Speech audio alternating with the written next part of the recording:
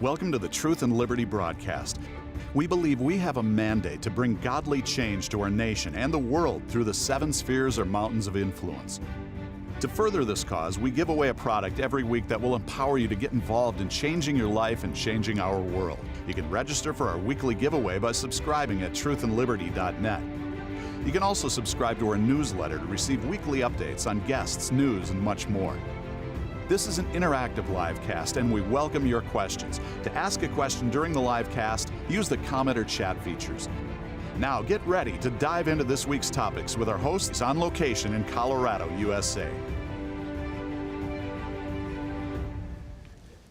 Hello and welcome to our Monday Night Truth and Liberty live cast. I'm Andrew Wommack, and we're glad that you've joined us. We do this every Monday night at 6 p.m. Mountain Time. And this evening we got Rick Scarborough with us. We'll give a better introduction in just a little bit, but I tell you, I saw a video of his recently. It's awesome, and he's got some things that he's doing that are making a big difference. And he's been at this for 30 years, actively involved in dealing with our culture, and you're going to be blessed tonight. But we've got Pastor Mark Cowart here with us tonight. He's one of our board members, as is Bill Federer, who's also with us tonight. And so we are going to be sharing some things with you, but I want Mark to share with you how you can get involved, and also we got a lot of things coming up that we want to let you handle. And so Mark Cowart, Pastor Mark Cowart. Thank you, Andrew. It's always good to be with you. It's good to be with these awesome men of God tonight, and we do have some powerful things that are coming up. I do want to mention to all of you, in case we were to be censored, the best viewing experience is going to be truthandliberty.net. Sometimes things are said that they don't like it, and that'll make sure you don't get interrupted. If you haven't been censored by YouTube, you aren't saying anything. Yeah, good. That's true. Something you said, Andrew, if you never bump into the devil, it's probably because you're going the same direction as he is. Right. So I don't think that's any worries up here. No. So, but also I want to point out the fact that there are some incredible resources on the Truth and Liberty website. Last week I was able to co-host with Richard Harris, and we had Janet Porter, and I'm telling you, it was so powerful. I went back and watched it again, and I was co-hosting with Richard. She is a firebrand, and you can go see all of our previous shows, and a lot of resources. New resources are being put on continually. So these are things that are current events and happening, and if you need to know and see things in an uncensored way and find out what's really going on, I encourage you to go to truthandliberty.net. And also some incredibly powerful events coming up here. And April the 6th through the 8th is going to be Charis Campus Days. And a lot of you know Richard Harris is always in this chair. That changed his life. He was an attorney that practiced law for 20 years. He came to a Charis Campus Days, and it changed his life. He came to school, and now he's a vital part of the ministry here. And so just register at awmi.net/events for that, and I encourage you to make plans to be here. Also, the David musical is April the 8th through the 10th. And again, you can go to awmi.net/events. I tell you, Andrew, the events that go on up here are so powerful. And the way I've shared it is they're so gifted that if they weren't anointed, it would be powerful to watch, but they're gifted and anointed. Mm-hmm. And so that is coming up. And then In God We Trust, July 3rd through the 4th.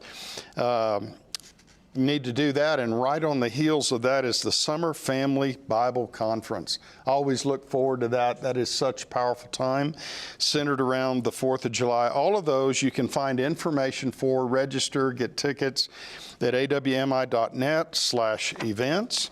And also, each week we have a giveaway, and last week's winner is Tamara Durham. And you won the book. You've already got it. And so you should have received an email on that, how to claim your free gift there. This week's product is Andrew's book, More Grace, More Favor. And the subtitle here is Releasing the Untapped Power of Humility in Your Life. And I want to say, you live that out, Andrew. That's actually a teaching on humility, but my publisher said nobody will get it if you title it humility. So they titled it More Grace, More Favor. But well, I want to say you live this out, and I appreciate that. And I'll tell you, this will be something, so register for that. And to be eligible, you subscribe to our emails at truthandliberty.net/subscribe. You'll go in for that drawing. And I want to let you to know that you can interact with us tonight. And so post your question and comments. And you can do that in the chat room at truthandliberty.net/live, or leave your questions in the comments section on Facebook, and your question may get answered tonight. And I also want to encourage you to become a member of truthandliberty.net. Ever since Truth and Liberty was started, I've just seen the hand of God on this, and it is a 501c4, so the gifts and donations are not tax deductible, but I'll tell you this, God's watching. So for a gift of $5 on an automatic withdrawal every month, at least $5, you can get Alex McFarland's latest book, The Assault on America. Alex is a dear friend of ours in this ministry, and the good part of this, how to defend our nation before it's too late. So it's a book of action, and we encourage you, be a partner with us. And for prayer during the broadcast, if you're watching live stream, click on the prayer button and you can share your prayer request. But also for live prayer, to talk to a person, you can call the AWM helpline, and that number is on your screen there.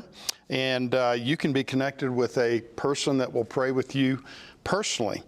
And so with that, Andrew, we've covered everything, and I'll put it back to you. appreciate you doing that, Mark. I'm not very good at making announcements. Well, I made it through, but I had three preachers over to my left, and I said, we won't be short for words if I mess up.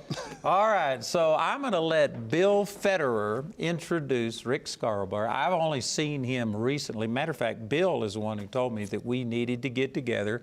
He sent me a little video, and I watched it when Rick got involved in the local school board, and I mean caused no small stir, and yet made a big difference. And so I've watched that, but I'm relatively new to Rick, but Bill has been friends with him a long time. For those of you that don't know, Bill Federer is one of our directors of Truth and Liberty, and you've been on this program many times, and the guy is just awesome. I don't know how you remember everything. He was talking about 3 centuries before Christ as we were headed down here, telling me what happened in China. And it's like, I don't know, somebody just plugged him into something different than what I've got. But anyway, this is Bill Federer, and I'm going to let him give the introduction for Rick Scarborough. Oh, well, thank you. Well, 1994, Rick published the book Enough is Enough, and he was so kind as to cite my book inside of his book. And so we got to be friends. He had me speak down around the Houston area. He pastored one of the largest churches in the Houston area, and I'm going to ask him to give a story of how he got involved in wanting to change the country. But he's spoken across the years ago. Time magazine listed the top 100 Christian influencers, and Rick Scarborough was one of those. He's ministered in Washington, D.C., all across the country, on television. He's mobilized hundreds and thousands of pastors to get their churches involved. And he's got a new project I'm very excited about, recoveramerica.com. And my goal is that we get 1,000 people to sign up for his emails tonight, right? recoveramerica.com. But with that, I'm going to turn it over to Rick. And Rick, I think the starting point is give us a nutshell of you being this pastor, and then how you just, the crisis came to you, and you had a choice of responding or not, and you stood up. Well, that's exactly right, Bill. Thank you for that introduction. And I want to thank you, Andrew, for the privilege of being a part of this program. I've been watching it, been blessed by some of your guests, including Janet Porter. Boy, I agree with that analysis of her. She is one of my favorites in the movement. But in 1990, after spending 14 years in full-time evangelism, kids were getting older, and I felt like I needed to spend more time with them, so we began praying about pastoring a church. God literally opened the door for me to go to First Baptist Church, Pearland.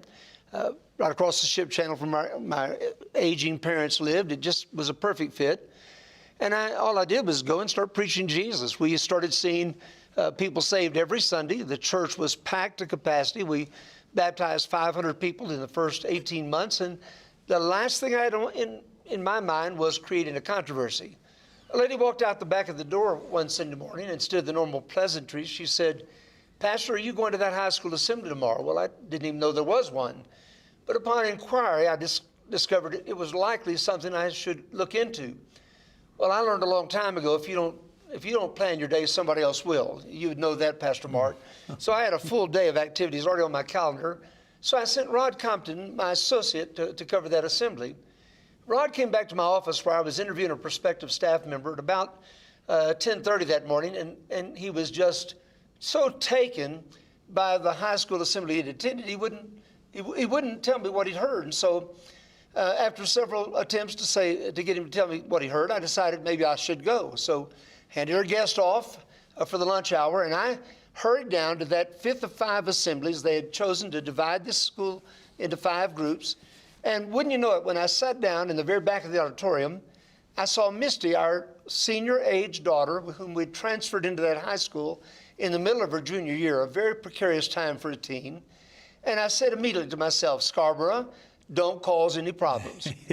Well, you're laughing because you, as a parent and preacher, you know, I made it about 15 minutes. I was really proud of myself. But when the young lady pulled out a condom, stretched it like a balloon, told a lewd story, she thought it was a joke, blew it up like a balloon, and then wrote 97 on the whiteboard behind her, I really got on the edge of my seat. Now, at that time, AIDS was being called grids. This was a whole assembly to teach the children how to be safe from the dread disease of grids, gay-related immune deficiency syndrome. Later changed, in fact, quickly changed to AIDS to be more politically correct. You know, when I first heard that this was a sex education assembly, my thought was, how bad can that be? We had them when I was in junior high school.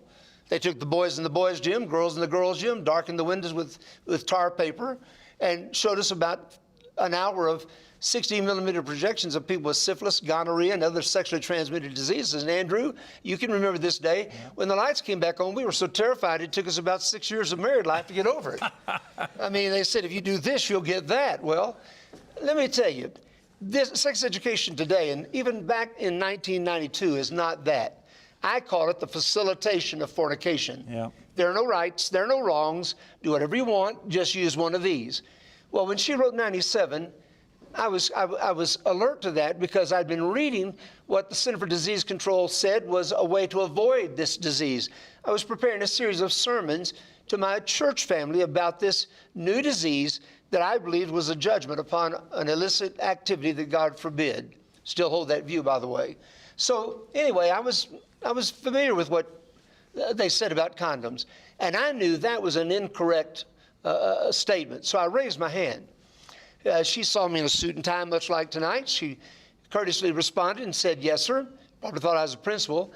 I said, "Ma'am." Now, when ma'am came off my lips, Misty nearly fell out of her seat. She knew. I mean, she heard her father's voice unmistakably, had no clue I was there, and I could see the smoke coming out of her ears as she was thinking, what has he heard? How much has he heard? Well, I said, "Ma'am, where did you get that statistic?" She said, "From the CDC." Now, I was likely the only one there, gentlemen, that knew that stood for Center for Disease Control, Atlanta, Georgia. So I raised my hand again, only this time she ignored me. Only what's hard to ignore in an assembly like that is the pastor of the largest evangelical church in an assembly where we've been talking about, well, I don't want to make this X-rated, but every kind of sex you can imagine, some you shouldn't imagine. Yeah. And she was using all of the gutter expressions for it. I mean, she was being very candid about what she was speaking to, but she also used the technical terms. So finally, in exasperation, because kids are now networking, who is that? That's Misty's dad. That's the Baptist preacher. She finally said in exasperation, "Yes, sir," the second time. But now she knows I'm likely not a friend. I said, "Amy, I've read everything the Center for Disease Control in Atlanta, Georgia has printed on this subject, as far as I know, and I've never seen anywhere where they said condoms that the kids buy at the truck stop are that effective. Maybe a drugstore. But our kids aren't getting their condoms there, and they're not putting it in a refrigerator or keeping it at room temperature. They're putting it in their back pocket or in a glove box. Well, she was just taken. Now she's breaking out in red splotches. The pastor and me wanted to go up and give her a hug because she looked like she could use one about that time. But the preacher and prophet in me was angry. Now, and I don't mean uncontrollable anger. I mean the kind I should have had. This was something that was going to kill kids if it wasn't corrected. So now a teacher stands up and addresses me and shouts across the room, "I've read the same statistic in a teen magazine, and I know it's true." Well, I knew this wasn't the time or place for an argument with the teacher. I have in my pocket, because my associate had warned me, a 30-minute tape on a dictaphone, which we often used to carry in those days to keep messages and to transcribe letters, etc. So I'm taping all of this. I set it on the desk where I wouldn't miss any of it. She goes right back into her speech, but now she gets off text. She starts sharing her own personal sex life. She tells how she's AIDS infected, and that's why she's doing this. But her live-in boyfriend is protected because they use condoms. Now, gentlemen, I put my head in my hands so the students wouldn't see me cry. And I got my composure, but all I can think of is how many students in the next 10 years will die because of this misinformation. And that's when I decided, ladies and gentlemen, that it was time for this preacher to get involved. I went back to my office after a few exchanges with the speaker, and I called a practicing attorney and made him aware I had secretly recorded a high school assembly. I said, his name was Cactus, by the way, a good friend of mine. Cactus, if I make public this secret recording, can I be sued? Now, the only question for me at that point is, do I do this as pastor or do I do this as parent? Distinctly different. He called me back in about an hour. He said, "Preacher, in Texas, public assemblies, public information, you can do whatever you want to." So I called in our minister of miscellaneous. He was our janitor. I called him in and I said, "I want you to put on the signboard out front, if you want to hear what the kids heard at PHS, come Sunday morning." Well, come they did. Well, now tell about what your daughter said. And that's important, and she's probably watching, and I need to do this. But Andrew, this was the neatest part. When I stood at the back waiting for an opportunity to speak to the speaker herself, all the students had to pass by me. And I mean, some of these kids were angry and let me know that they thought I was out of line. Some of them were courteous, but the only one that mattered was Misty, who was a senior. Misty stepped in front of her friends, threw her arms around my neck, planted a kiss on this cheek, and whispered in this ear, "Daddy, I'm so proud of you. I'm so proud of you." I'm telling you, that was like saying sick it to a cur dog. At that point, I didn't care where this, what happened to me. Now, you got to understand that Pearland High School and the school system was the largest employer in Pearland, a suburb of Houston. Everybody had some connection to that school. I knew that this was going to be very controversial, but right is right and wrong is wrong. I've told preachers now for 30 years, don't go looking for fights, but don't ever back down when one shows up. Amen. You create the fire and you'll probably burn in it. But if the fire is presented to you, God has more than enough to put that fire out, and you'll be victorious in fighting it. And that's been my modus operandi now for these 30 years. Well, I got busy. I requested an interview with the school board. They arranged it for a week from Sunday. On Sunday morning following, this was on a Monday, by the following Sunday morning, the word was out and people just crammed into our building. Well, I was born at night, but not last night. I thought, what a great chance for evangelism. So I preached one of my old revival sermons and gave an altar call. We had several saved. Now I'm holding up a 12-page, single-spaced assembly, and I said to them, if you want to hear what is on the pages of this transcript, you've got 5 minutes to get the children out of here. We've made arrangements in the gym. If you need to leave, I understand. But in 5 minutes, I'm going to read this transcript just like it was spoken. Wow. There are some little old ladies in Pearland who still can't believe they heard their pastor say those words. But my belief is, if it's good enough for the students, it's good enough for their parents. Yeah. So I read it just like she spoke it. And I'm telling you, by the time I finished, one of our men stood up and said, "What are we going to do?" And if I had to give him permission, I think he'd have burned down the school. I said, "Guys, we're going to pray for a week, and then we're going to go to the school assembly, and I'm going to address them."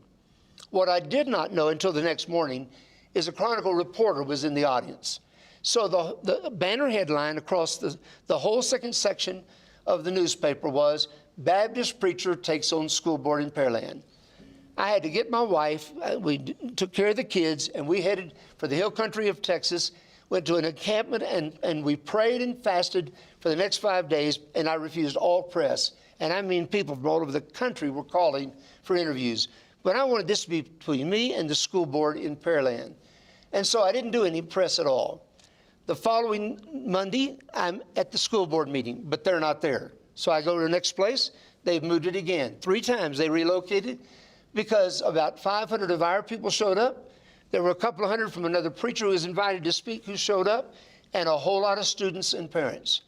So in this room full of people, I find out that I'm the 6th speaker. I've got 5 minutes, and they've lined up in front of me 2 teachers, 2 students, and this other minister. In their minds, I'm a fundamaniac, and I'm against all sex education, which couldn't have been further from the truth. I'm against indoctrination. I want to teach the kids the truth, and I want to do it at an age-appropriate level, and I believe the parents should be involved. Amen. And so I made that crystal clear. The first 5 took their 5 minutes and made an idiot of themselves, candidly. When it was my turn, I simply started extracting parts of what the speaker had spoken, and I watched the school board members look at me in shock. They had no idea what the content was. They hired the principal, turned the principal loose, and trusted him to make a wise decision. He had found out that there was this hot speaker going around. They had to pay her to come. She had caused controversy, and he thought, boy, what a great opportunity for our high school. I didn't get 5 minutes. I got about 20 minutes because they started interacting with me, asking me questions. What can we do? I learned something I never forgot and haven't till this day. And you guys will learn this as well. Politicians can count. When those 7 elected school board members realized where the tide of public opinion was on this subject, and it was fully with me. Because they were interrupting you with applause. Oh, I'm telling you, I had 9 or 10 standing ovations to my remarks. I mean, every 30 seconds they were on their feet. And there was no doubt where the tide of public opinion was. So now they're saying, how do we fix this? Can you help us, preacher? Out of that, I was able to appoint 4 of our people to a committee to write the sex education curriculum for the school. Praise God. That's awesome. Out of that, I'm sorry, just a couple of facts. But I went back to my pulpit and I repented. I began releasing our people to the ministry of governance. And there's a whole another chapter to what God did after that.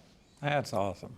Man, I know we could go on for a long time, but you've got anyway, you've done a lot of things, lived in Washington and been involved, but now you've got a new movement going. Is it Recover America? What's the name of it? RecoverAmerica.com is the website. I named it that 4 years ago. Go ahead, Bill. Well, and you're focusing on school boards as one of your issues. Tell them about that. Exactly right. I came back from Washington, D.C. after 2 years of teaching Bible study there and thinking I was through with mobilization. It was kind of reaching the retirement time in life and thought I'd take this opportunity to just teach Bible. And yet in 2016, you recall, we almost lost Ted Cruz as our senator to an avowed, I believe, communist named Beto O'Rourke. And so I began getting phone calls from Texas saying, you got to get back down here and mobilize preachers again, which I'd been doing for the past 30 years. And so I ended that ministry with Jim Garlow, moved back to Texas. My former board re-engaged, and we formed a brand new operation called Recover America. Only 2020, COVID hit, so our plans were stymied. So instead, we began preparing, but we ran into school board races. And just about the time the lift from isolation lifted, we started finding out what was really taking place in the Houston Independent School District. I called my first meeting of pastors in my home in August of this past year, laid out a plan for taking over the Houston School Board like we had Pearland, and the response was, can't be done. In fact, some of the leading pastors said, no way. I then found out, by the way, Houston is the largest school district in Texas, 7th largest in America. 200,000 plus students. But Cy-Fair, a suburb of Houston, is the 3rd largest with 160,000 students. And they had a school board race. What one of my staff members started doing is looking at the websites. You don't just look at the websites, folks. Follow the links, and you'll find out what's really going on. And we discovered some of the most godless teachings, including a class where they were taking young boys who thought they might have homosexual leanings and paying them $125 through the LGBTQ Q movement, I might add, $125 for taking this course. It was entitled, For Guys Who Like Guys, How to Discover Your True Sexual Identity. And it's nothing but a recruiting foundation for homosexuals. And so I started showing this to small groups of parents, larger groups of parents, started holding forums around Texas, around Houston. And when election day came, we took 2 of 5 open seats out of Houston, independent school district. Nobody thought was possible. Intact families are hard to find in the inner city of Houston, and so we had a harder hill to climb. But in Cy-Fair, a suburb where there's still a large number of intact concerned families, parents got involved, and we took out 3 incumbents who'd been there 20 plus years. Program for all of you to look at that a lot of people are overlooking is No Place for Hate. It's sponsored by the ADL, the Anti-Defamation League. It looks like the kind of program you want because it's anti-bullying, but when you get into the curriculum, you find out that you don't talk about anybody except those who say something may be wrong. And so no bullies are allowed, especially a preacher who happens to say that some certain lifestyle could be wrong.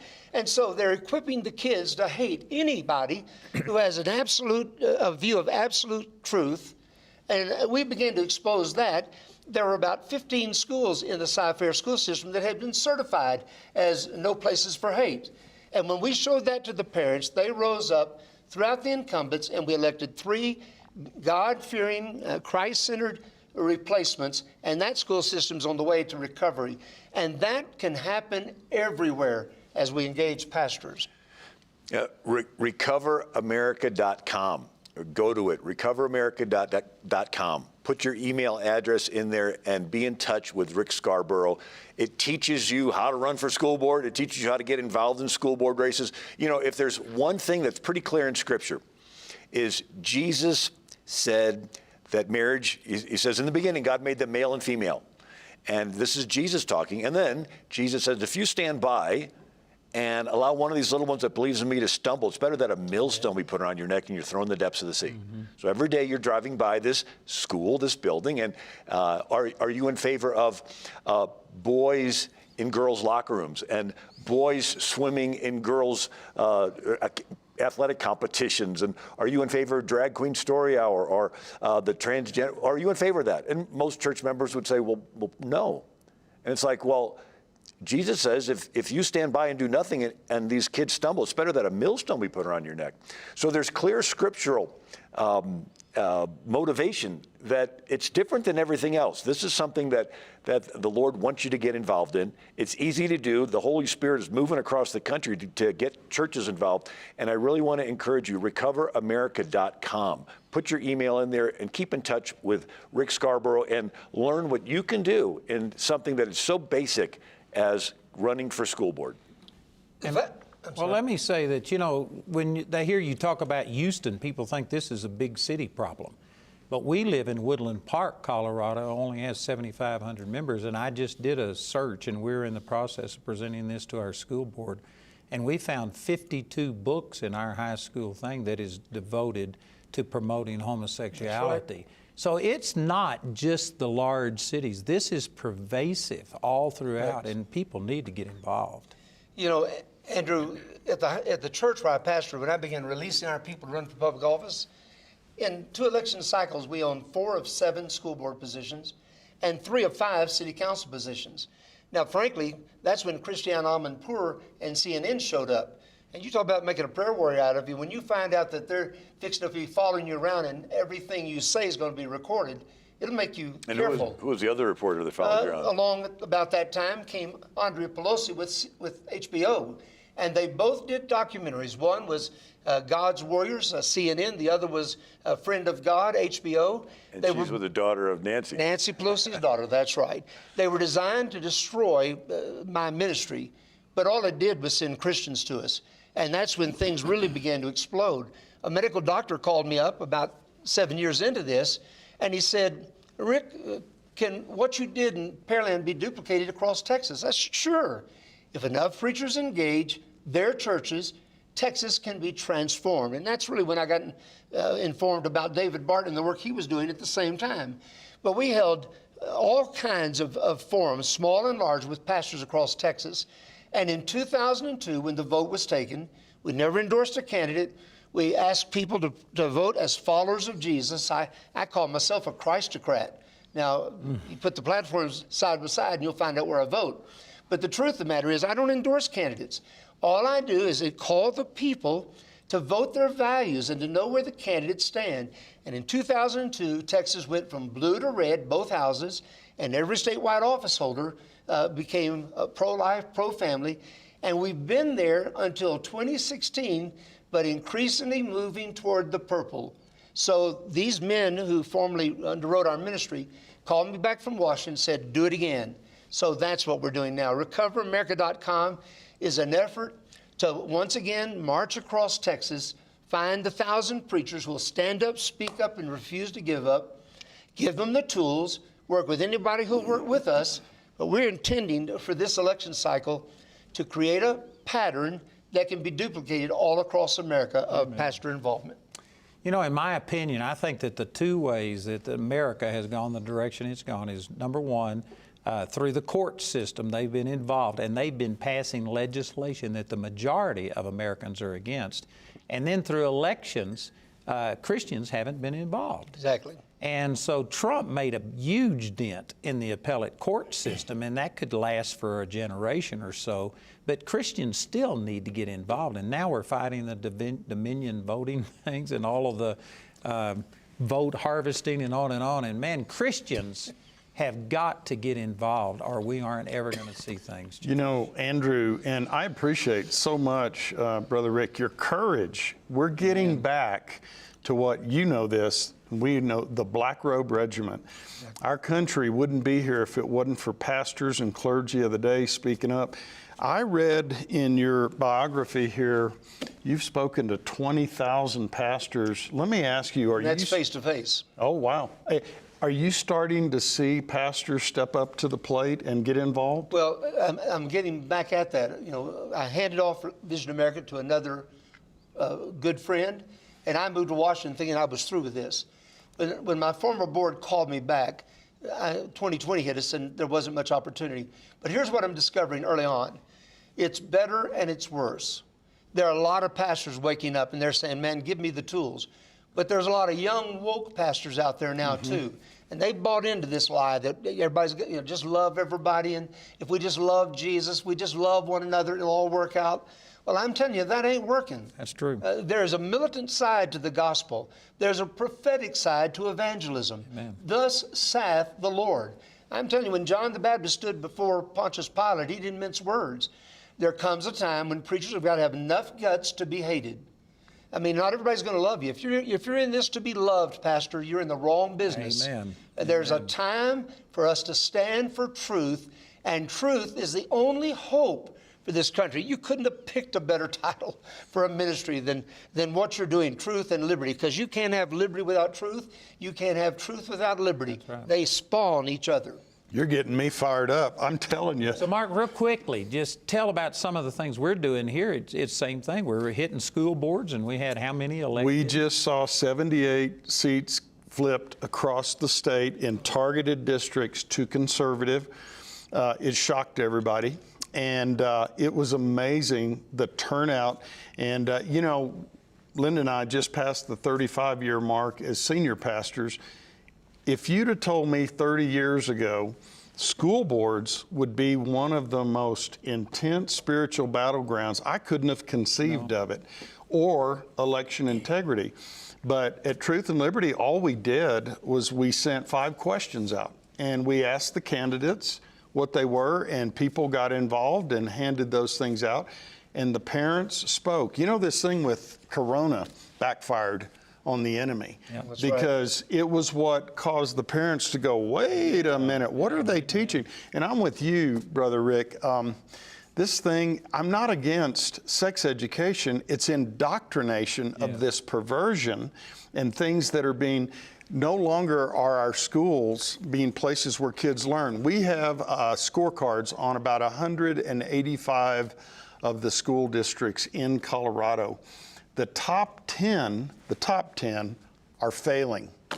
And people are saying, I want my children to be able to learn to do math and to read and to write. So that is exactly what Truth and Liberty is getting involved in, and we're seeing incredible success. And we're also having meetings with pastors, and I was just sharing with Andrew before the deal, we've had incredible turnout with the pastors, just patriots, spiritual leaders. We are in a great awakening right now, Andrew. And one of the things that happened is when the parents had to see what their kids were going through during this coronavirus and stuff, homeschoolers have doubled and some reports tripled. And I'm just about to a place where telling people that the public school system is nothing but indoctrination, and you better start taking responsibility for your kids' education. It's critical. Yeah, they've gone from teaching the Christian heritage of America to ignoring the Christian heritage of America to now they're teaching that Christianity is the problem with America. That's right. And that Christians are bad and Christians had slavery and Christians took land from Indians. When, there's two threads I trace through history, greed and the gospel. You always have people motivated by the gospel, and they're the ones that dig wells in villages and start hospitals and medical clinics and schools, and you always have people motivated by greed. And they're the ones that take land from the Indians and sell people into slavery and grow opium in India and ship it into China. And those are the ones that vote for candidates they think will help their pocketbook, even though that candidate stands for killing innocent babies. Right. But that thread, greed in the gospel, it actually cuts through each of our hearts. Each one of us every day are put in the position. Are we going to stand for the gospel, for the gospel truth, or are we going to give into greed and selfishness? And the call is going out. Now, I believe that the good Lord is pushing us and pushing the world to decision-making point. Whose side are you on? If I can build on that, one of the things I've observed, some of our pastors won't speak on these issues because they're afraid of being doxxed, deplatformed, and that's where they sell their books and their tapes. And if you're not careful, Pastor, greed will invade you. And at the moment that happens, you're no longer a called man, you're a hireling. God's not going to change the world with hirelings, but he will change it with one dedicated man of God who will stand against the tide. And that's what we're looking for at Recover America. We're trying to find the called men who will stand up and be counted. And also, it is true that there are people who will reject you and you will be persecuted. But just like your daughter kissed you and said, I'm proud of you, my experience, your experience, every one of us, Mark, when he came out and started preaching on this, he had people leave, but he's had others come as a result. You increase because people are hungry for truth. And so you will have a crowd that rejects you, but you will increase. That shouldn't be the motivation, but you shouldn't be afraid of. I tell people that if you never, a person who's healthy has to have a bowel movement every once in a while, and if you don't ever see people moving towards the back door, something's wrong with you. You aren't healthy. Yeah, every church has a front door and a back door. Well, I want to build on something you said, Rick, because listen, Bill spoke yesterday at Church for All Nations, and I'm not just saying this, it blew us away. He showed how the minds of Americans have been manipulated. And I encourage everybody to go watch it. We already got it up on our website, and I'm still having people today talk about yesterday. But you said something I thought, because a lot of pastors think they're succeeding if they don't have controversy in their church, so they avoid certain topics. But you use the illustration that silence is consent. Would you tell that story like at a wedding? You've given the opportunity to say something, and if you don't, how that plays into consent? Right, so it's called the rule of tacit admission, and it's in wedding ceremonies, but it's, if pastor says anybody that's against this wedding, speak now or forever hold your peace. So if you're silent there, holding your peace, your silence is actually giving consent to the wedding. And of course, I apply this to God. So if there are sins going on and God is silent, he's effectively giving consent to the sin. And if God gives consent to sin, he's no longer a just God. He denies his just nature, and he's not going to deny his just nature, so he has to judge every sin. And so that's actually been implanted in each of us. And if you think of every police drama you see on TV, every NCIS episode, it starts off with an injustice done in the first 2 minutes, and you're held captive the rest of the hour, wanting the person that did it to be caught and brought to justice and judged, right? So this is the way when God sees something that is unjust, his very nature drives him to judge. Now, his plan of salvation is he provides the Lamb, his own son, becomes the sacrifice to take the judgment in our place. But when you apply that to a nation, there's a quote from George Mason, who was one of the founding fathers, that when George Washington left the Continental Congress to become general, George Mason left his farm and became the member of the Continental Congress to take George Washington's place. So George Mason gave a quote. He says, "As nations cannot be rewarded or punished in the next world, they must be in this. By an inevitable chain of consequences and events, God punishes national sins with national calamities." Right? So if there are sins like killing unborn babies or having kids being taught something that Jesus would never teach, and we're going to get judged if we sit back and do nothing. Can we turn it around? We at least need to try. And so the kids are the battleground. God chose Abraham because he knew he'd teach his children after him. And the battle's over the kids. They went to Hitler and they said, "We'll never follow you." And he says, "Well, that's okay. I got your kids." Right? He can indoctrinate them. And so I tell people, you're a spirit, you have a mind, you live in a body. And so your mind is like a super fancy computer. It's more than that, but it's at least that. And your body's like the computer case, which makes it silly for people to argue over what color the computer case is, right? Imagine if I were to say green computers are better than blue computers. Doesn't matter what color the computer or the iPhone is. What matters is what apps, what software is on it. Doesn't matter what color somebody's skin is what's behavioral software is running on their brain. Is it love your neighbor, or is it this selfishness? But the battle is who gets to load the software on the next generation's brains, on these, who gets to plug the flash drive in these little kids' brains, and they want to put their malware, their spyware, their corrupted files, all this perversion on their brains, and it's our job to put God's word on there. Amen. So we need to take some questions, but would you real quickly advertise your books? Can they go to Recover America They can. and get these? Bill alluded to this book being written back in the 90s, but it was rewritten in 2008. In fact, Steve Strang urged me to rewrite the book, and so that's my signature book, Enough is Enough. I've got a number of booklets. This one, Your Pastor Needs. It's a biblical treatise on why we should be involved in government and standing up for our dual citizenship right as American citizens. Others attack certain problems and issues. Children Under Attack, Liberty Under Attack is the roots of the ACLU and the ungodly nature of it. It exposes that. America Under Attack is the hedge coming down, which happens when people don't pray and we allow the kinds of things that Bill's been speaking to continue. Marriage Under Attack speaks for itself. What hurt us inside of the Houston city limits with the HISD was there were so few intact families. So we've got to get a healing to the family. And then I mentioned Children Under Attack. One other book, this is the latest, dedicated to my deceased daughter. She's a world-class runner. So I took 12 sermons on disciplines of a mighty man, took a different track and field event and applied first of all, examined that event, talked about the premier athlete in that event, and then applied a spiritual truth to that event that men ought to incorporate into their lives to become mighty men. My daughter died at age 25 looking for her mighty man. So that's all on our website. I'd love for you to have it. Okay, so go to recoveramerica.com and you can get those books. Have we got some questions here, Mark? We do. We've got some questions coming in here. Someone's written in, how can churches turn the tide against the woke culture? I think that's what we've been talking about all. Can you give us a synopsis and just a brief overview of what wokeism is? Wokeism is the opposite of the gospel. That's exactly right. Right? So the gospel says you forgive people. Wokeism says you cancel people. The gospel says that in Ezekiel, it says that you do not punish a child for the parent's sins. Right? The soul that sinneth, it shall die. But wokeism says you make the child be punished for some parent and grandparent sins.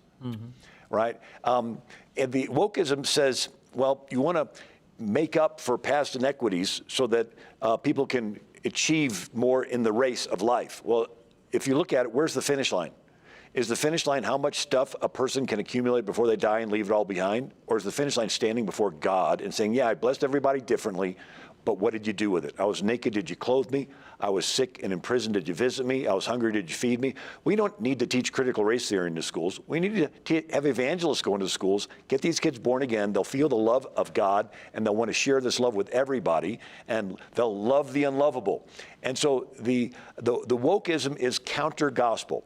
It's the opposite of forgiveness. Instead of, again, forgiving your enemy, it's canceling them, getting to lose their job. It's a religion of works. You can never do enough because it's moving goalposts. Like the Harry Potter author, that she was a hero of that movement for a while, but then when she had a friend that actually said there's a male and a female, she got canceled, right? It's a moving, wokeism is a religion of works of which you can never do enough, and there's no forgiveness. You can be the #1 wokest person, and they can find a tweet you did 10 years ago and cancel you forever. Yeah. That is not the gospel. The gospel is your sins are forgiven, you get a fresh start. And so, anyway, that's why I'm so excited about Rick Scarborough and his emphasis on school boards and recoveramerica.com. It's really easy. Just go there and you can put your email address in and keep in touch. I think that's really good that sometimes Christians try and counter wokeism in a secular way. And the gospel is a counter to it. And we shouldn't be afraid of the gospel. We ought to speak out. And I could almost hear somebody saying through the television, evangelism in a school, that could never be. Well, I lived in an era where they had that. And, you know, how big is your God? Why not believe God to turn this whole thing around and move it back toward that goalpost? Stand up and speak up. Here's what I tell people. Do what you can, when you can, where you can, as often as you can, as long as you can, as well as you can. That's all God expects. Everybody can do that. And if we sit there and say, but they wouldn't receive this, well, then we've rejected the truth for them. We need to preach the truth and give the people the opportunity to reject it on their own if they're going to do so. But we've got to speak. Well, we've drifted so far from our foundations, and we were talking yesterday. So I'm reading David Barton's book on Benjamin Rush, father of American education. So in our nation, the purpose of public education was to teach children to love God, love their country, and love their family. So another pastor friend of mine, he said, that just caught me off guard because he said, I thought, well, family should be in front of country. And Benjamin Rush said this. He said, no, you teach children to love God first, their country second, then their family, because if they don't defend and love their country, the day will come when the country will be the biggest enemy to the family. He even made the statement that there may come a time you may have to forget your family to defend your country. And so here's another question, and I know we've kind of gotten around this, but maybe y'all could zero in. Someone asked, why have some churches allowed socialism to enter the teaching and preaching? Why would they allow it? Well, it's a false gospel. You know, the early church, they sold their land voluntarily, and they laid the money at the feet of the church to distribute. They didn't have the government take their land away and then be forced to put the money at the feet of Pilate for the Roman government to redistribute, right? So the big difference between socialism and people say, well, the early church was socialist. No, the early church was the early church. Socialism is counterfeit early church. And the difference is between the word voluntary and involuntary. That's sort of a big deal with God. So Israel goes into the promised land. Every family is given land. If you own land, you can accumulate stuff. The Bible called that being blessed, and you can be moved upon in your heart to give away some of your stuff. The Bible called that charity. Well, Karl Marx says communism can be summed up in one sentence: abolition of private property. So if you do not own anything, how can you be charitable? How can you give away something you don't have? Or are you going to steal from somebody, break the law, now you're a thief? No, God entrusts you with stuff and then gives you the voluntary opportunities to manifest on the outside what internally is in your heart. And so, anyway, that's one of the topics I talk about in my book on socialism. One thing I'd add to that is that weak preaching is what has given us this. And if your pastor is preaching this kind of a message, pray for him, encourage him, have a sit down with him. But if he's going to continue that, then go to Mark's church or one like it. Find a church where the gospel is still being preached, because there are strong Bible churches. Amen. Here's another question from Tarina on Facebook. How do you deal with a corrupt county court system? It is scary what they can do to a person and their family when standing up against them. Well, I would contact Liberty Counsel with Matt Staver or one of those. They represented us, and I tell you, they were excellent. Yeah, and there's Brad Dacus, Pacific Justice Institute, Kelly Shackelford with Liberty Organization. There's lots of great counsel out there that we used to not have. You know, when they brought the lawsuit, Madalyn Murray O'Hara, when they brought the lawsuit to take prayer out of schools, there was nobody filing anything against it. There wasn't any amicus brief. There wasn't any attorney organization. She just brought the lawsuit to get prayer taken out of the schools, and they took it out.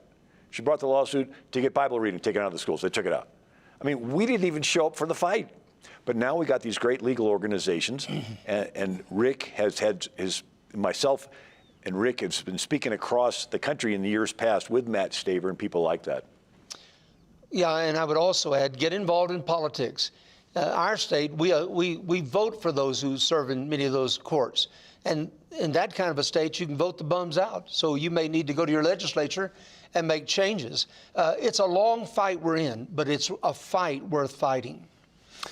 And you know, there's a lot of people that are woke ministers, and they're just out to build their kingdom, and they aren't going to say anything. So I admit that happens. But in my own personal case, I fell in love with the Lord so much in 1968, I didn't watch television or listen to a news broadcast for at least 20 years. I didn't know that they passed Roe versus Wade until it was 10 years later. And so there's a lot of the body of Christ that is just enjoying their relationship with God and forgets their responsibility to other people. And so there's multiple reasons, but they're all wrong. One of the other things when it comes to politics, there was a Senator Dirksen of Illinois who once said, "When I feel the heat, I see the light." Right? And so it's this idea that James Buchanan won the Nobel Prize in economics in 1980, and he's an economist. So he's like, why are these politicians voting to increase the debt? And he's looking at GDP and all these, and then he realizes if the politician's up for re-election, he'll vote to increase the debt to spend more money in his district. That's right. And then they'll just kick the can down the road for the next Congress to worry about. And so here he wins the Nobel Prize because he finds out that most politicians will do whatever they can to get reelected. With that knowledge, you can go to them and say, if you do what we tell you to do, we'll be your best friend, we'll work to get you reelected. But if you don't, we'll be your worst enemy. We're going to post everywhere how terrible you are, how you're pushing ungodly things. We're going to post it around, paste it on walls all around town. And you need to realize that they're your servants. You hire them, you fire them. But I think that there's a lot of Christians who would think that that's not a godly way. We're supposed to turn the other cheek. We aren't supposed to ever rock the boat and stuff like this. So they have a philosophy that saying, I'm going to attack you and hold you accountable, they'd look at that as unchristian. There's an interesting quote from Patrick Henry, five-time governor of Virginia. He says, our meek and mild religion teaches us the admirable axiom of turn the other cheek. He says, this is how we must act as individuals. But as a government, we cannot act this way. And he goes on to explain that you are defending all the generations after you. You're defending the freedoms. And if you don't defend those freedoms, the day will come when the government will not allow you to preach the gospel, right? If Sharia law Islam takes over, it's the death penalty for you to preach the gospel. You want to hand that type of country over to your kids, right? If communism takes over, they'll put you in a labor camp if you preach the gospel. You want to hand that type of country over to your kids? And as we saw in Houston, where the first open lesbian mayor wanted to censor all the sermons, all the emails, all the text messages of all the pastors, and have criminal charges brought against them for going against some LGBT bill. And so if they get their way, they will limit what you can say about the gospel. And if that behavior is not sin, arguably there is no sin. And if you don't have sin, you certainly don't need a savior. In other words, if you sit back, are you a good person? Proverbs says a good man leaves an inheritance to his children's children. And if you're not involved wanting to hand a country with the same freedoms you received to your kids, then you're not a good person. You know, my kids sincerely questioned my love when I was applying discipline. But about 5 minutes after it was over, when I scooped them back up in my arms, they knew their daddy loved them so much that he set a law, held them accountable to that law, disciplined them, and then loved them when it's over. And so there is a place to turn the other cheek, but there's also a place for tough love when it comes to interaction with human beings. Sometimes you have to put the law down and say, this is the way, walk ye in it. We have to do that as a culture. And that's why a program like this is absolutely indispensable. We've got to find the Christians who get it, empower them.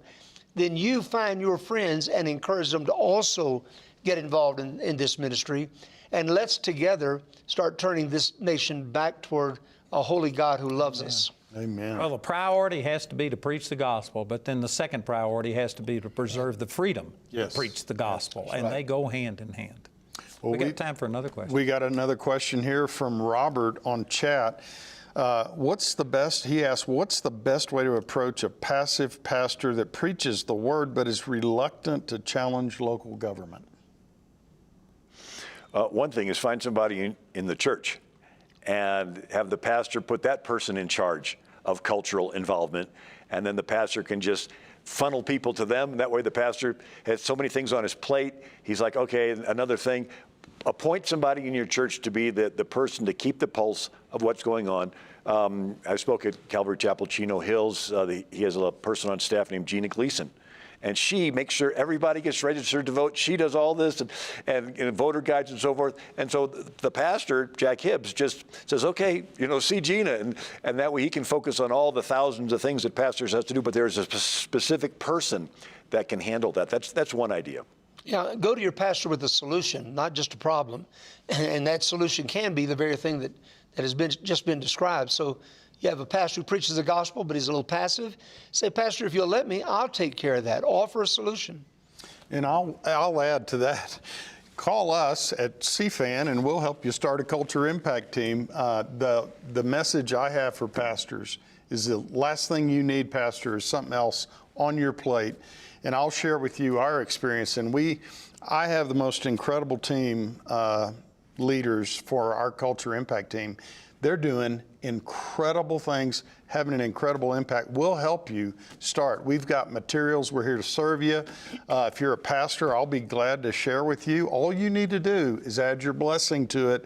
Speak to the issues from the pulpit, point people to them, and I'll tell you what, I believe it's the key to our nation, raising up culture impact teams in America. We only have a minute and a half left, but would you once again encourage the people about how they could sign up, get emails from you, and become a part of what you're doing? Well, thank you very much for that, Andrew. We're a brand new startup, so we need people like you to pray for us. We put out a weekly email. I do weekly podcast. You can get all of that at recoveramerica.com. If you go to the website, there'll be a pop-up. Enter your email address, and then you'll start getting a series of updates from us. We need team members, partners. We're rebuilding from scratch. And when I march into these battles, I'd love to have 10,000 prayer warriors that I can count on praying for me. So Bill's been so gracious in trying to help us build that prayer team. And I suspect that you probably could use some money, too. Always. Yes, sir. No question about it. So, again, we want to thank all of you for watching us. This is such a blessing. We do this every Monday night at 6 p.m. Mountain Time. And we do have people on our phones right now. It's open 24/7. And if you've been blessed, if you want to get somebody, what was this about? They can direct you how to get all of this. And the number is 719-635-1111. We want to thank CTN for carrying this on their network and sharing it with multiple stations. And we just appreciate you so much. Join Truth and Liberty. You can go to our website at truthandliberty.net. We'll be back again next Monday night at 6 p.m. So thank you for joining us. God bless you. We'll see you again next week. Good night. Join us next time for the Truth and Liberty broadcast. Find tonight's episode and related articles and links at truthandliberty.net. Truth and Liberty is viewer supported.